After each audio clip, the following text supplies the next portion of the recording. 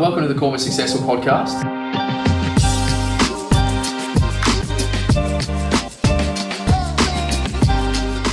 Hayley, welcome to the Core Successful podcast. Hey, how are you? Thanks for having me. Good, thank you. I'm actually really delighted to have you on here. How are you enjoying the conference? How was your speech? Oh, look, I was pretty nervous, but I think that I'm always nervous at these types of things. Yeah. But, as Avi and I go back a long, long way, so it was just nice to kind of chat with my mate in front of an audience of, 700 people? Something like that. Yeah, nice. What's your main takeaways from your speech today? If anyone that didn't get here, is there a couple of points that are your main points? Oh, for us, the big thing is building out teams and working with agents to become businesses. So our model is very business to business orientated. And a win for me is, helping an agent transition their mindset from a salesperson to a business owner. Like any kind of great business, the idea is that you grow people so that they're good enough to leave, but you retain them because they want to stay. Amazing. Can you give me a fair, not brief, but your business journey? Can you do it in a few minutes? I don't know. You've got so many awards and successes. I don't know how quickly you can do it, but started at 17, worked for 12 years as a salesperson, went to corporate for 2 years selling franchises. Okay. Bought my first office in 2016. Bought my opened a startup in 2017 and bought the last 2 offices in 2021. That was under a minute. Boom. You absolutely killed that. What have you learned through the entire process? I don't imagine 1,000 things, but what are the key takeaways? The key takeaways for me is that financial management is really, really important for agents to learn when they are starting to build out their business. It's really important to not just go big, but to go efficient, to go profitable, and also to create leverage in their business. Because the one thing that I absolutely love about many of our agents is that they're family people. So, they've got young kids, they're mums and dads, they've created a lifestyle for themselves that enables them to have a work-life balance. But the other thing that is really, really important for us is, and you would have this as a business owner yourself, everybody seeks to have a business that makes money while they sleep, right? I believe that salespeople can have that by creating leverage in their businesses and using good systems. And I feel like our teams really harness that. So I don't know if I even answered your question. No, you did. Can you elaborate on leverage? What does that mean? So for me, leverage is super important. And it means, utilizing VAs to their full potential, utilizing AI, making sure that you're leaning into technology, to plug you guys, really leaning into social media. Because as we know, how often do you wake up at 5 o'clock in the morning and you've had 25 notifications overnight and you're like, who the fuck's looking at my social media at 2 a.m.? Somebody, Yeah. And it's wild. Some mornings I'll wake up and have 7 new followers that I'm like, why are they following me, and they're legit people, because then I get on the creepy train and go and look at them back and I'm like, oh, wow. Yeah. And I guess for our agents, that's what I want for them. I want them to have, buyers and sellers in the marketplace that, will in the wee hours be looking up, their digital footprints and choosing that agent based on their online presence. Yep. And I think that can only happen by leveraging, all the different skill sets and the things that we know work, but also leaning into the stuff that, that's your realm, that's the unknown for, the average agent, but, really leverage those opportunities to the nth degree before you put on another person in your business. I use the word leverage all the time, and it's one of my favorite words. So for us, leverage, we use the word leverage media. I think a lot of people can sponsor a school as an example, and then they get a logo of the school, and then that's it, and that's all it stays. So for us in media, we can actually humbly leverage that. Hey, we're sponsoring the school, then we can collaborate with the school's social media page. So then all the mums and dads will see it, the kids will see it, and if it's good enough, that people will be like, I might share it around, oh, this is pretty cool. Look at the kids going, and look, they're running around and doing the sports thing, and the logo's in there. Perfect. I always have a thing where I'm like, if you don't sponsor a school, sure, but be part of that community. Yes. Don't just chuck your logo on the fence and think that that's going to get you listings. If you're a parent in that school, you have to show up to the fun run. You've got to show up to, the PNC. You've got to engage in the school and be part of the community. You can't just, stick a signboard out the front and think that someone's going to call you.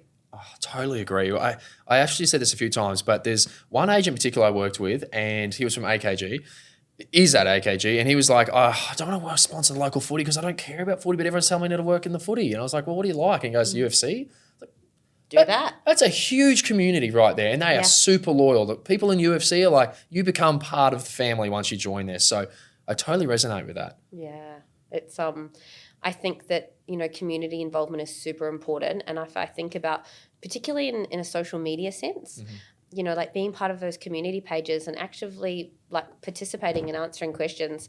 Like even now, even though I'm not on the tools actively listing and selling, like I am constantly referring leads back to our team because of, you know, Facebook. And people are like, but you don't have any listings or sales to put up there. I'm like, yeah, I know. But, you know, for the last, I don't even know how long Facebook's been around, but for the last 22 years, I've been a real estate agent. So, you know, if you know me and you don't know that I'm in real estate, shame on me. Yep. Yeah. I've seen you quite active. I saw a photo of you with Ryan Serhan as well. Was that when he was in Brisbane? Yeah, when he was on the Goldie, I was privileged enough to go to dinner with him. Yeah, nice. And I loved that Michael spoke about Brand and Expand today, and you guys spoke about, you know, Brand and Expand today. And yeah, he lives it and breathes it, and it's so incredibly important. Yeah. You know, even like lifting your personal brand, and that's something that's really important to us as a business, is that agents develop a personal brand. It's quite hard when they've come from a model that discourages their face, discourages their personal brand. For us, you know, our ethos is always, you know, the Remax brand comes second. The thing that goes to the forefront is your personal brand. Yep. And that's something that in all of our multi-million-dollar teams, we really see emulated in their businesses. You know, Evans Property, Nielsen and Co., Capel Properties, you know, like LD and Co., like all of those guys are very, very much their personal brand first, and Remax is just there to support them. Can you guide me through what the success story looks like from, you know, starting as an agent into their own agency and then becoming a principal? Yeah. How do you guide people through that? I know that's a big question, but... Yeah, look, every journey is different. There is no cookie cutter approach, but for us, we're typically a business to business type business, right? So our model is very like, you know, experienced agent comes to us and leverages their success, builds out more of a personal brand, goes from 300 to 600 to 1 million, creates a team, you know, and I think that's the opportunity for them to develop whether or not they feel like they want to run their own franchise or their own business, or they want to remain running their own business but inside the Limitless Group. You know, with some of the agents that have built, you know, high-performing, successful multi-million-dollar GCI teams, you know, they've also built rent rolls with us, which has been an incredible piece. And as a business owner, I kind of step back and why would somebody leave? If I was in our business, what would be the thing that would make me leave? If we have an incredible culture, you know, we exhibit good leadership, we allow them to, you know, flex their own personal brand, we allow them to have their own shop front, if that's something that they're really excited to do, which we would call an agent office, and we allow them to grow a rent roll. So why else would they leave? Amazing. It sounds very new age, very ahead of the curve. You're seeing where the real estate industry is going and you're kind of first to it. Yeah, well, I think, you know, it's unrealistic to think that, and I remember the lady that I bought the business off in 2016 said, everybody leaves you eventually, Hayley, you just have to deal with that. And, you know, like naive Hayley is like, no, people wouldn't leave me. But the reality is the first and second people that leave that break your heart, you go, oh my God, everybody does leave. Yeah, you know, and you're like, that's devastating. And as much as you would love to have them all stay forever, you know, you can only have them leave you wishing them well. Because I truly, you know, especially after all the years that we spend together building their business and their brand, you know, I do wish them well. And they always leave with the door open so that they can always come back. Because often what happens is they get out into, you know, business owner world where it's a little bit cold and lonely on your own. And we're a business of 120 people. So it's like a giant family. There's always someone to talk to. There's always somebody to bounce an idea off. There's always somebody to go up the chain to. I'm always available for our people. Like right now, if my phone rings, I walk out, I'll call everybody back when I've finished, you know, because that's my job. I don't list and sell anymore. My job is to, you know, like help these guys build their businesses. They win, I win.